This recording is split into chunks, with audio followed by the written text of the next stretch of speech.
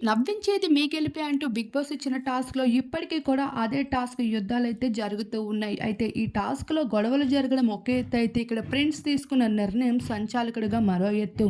పల్లవి ప్రశాంత్, శివాజీ వీరిద్దరూ మొదటిగా గంట మోగించినప్పటికీ ప్రిన్స్‌కి తెలుగు అర్థం కాక సరింగా చూడక ఆఖరికి శివాజీ పల్లవి ప్రశాంత్‌లని థర్డ్ పొజిషన్‌లో ఇవ్వడం జరిగింది.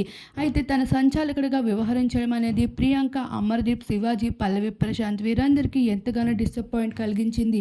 శివాజీ అయితే నేనే మొదటగా గంట మోగించాను. అది నీకు కనిపించలేదా అంటూ ప్రిన్స్‌ని అడగ్గా, లేదు మీరు మూడో పొజిషన్‌లోనే అంటాడు. మళ్ళీ శోభా శెట్టిని అడుగుతాడు. మొదటగా తనేనా గంట కొట్టాడు అని. అప్పుడు శివాజీ ఇంకా ఫైర్ అవుతాడు. అసలు చూడకుండానే ఎలా నిర్ణయం తీసుకుంటావు అని.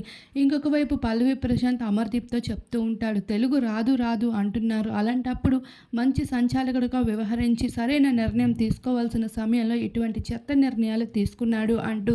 అయితే హౌస్‌లో చూసుకున్నట్లు అయితే ఈ టాస్క్‌లో ఇప్పటికే మొదటి స్థానం నుండి మూడో స్థానం వరకు ఉన్న కంటెస్టెంట్స్ అందరూ సెకండ్ టాస్క్‌లో పాల్గొనే అవకాశాన్ని దక్కించుకొని మరి ఫైనల్ రౌండ్‌కి ఎవరు ఎళ్లి ఫైనల్‌గా కెప్టెన్ అవుతారు అనేది చూడాల్సి ఉంది. మీ అభిప్రాయాన్ని తప్పకుండా కామెంట్ చేయండి.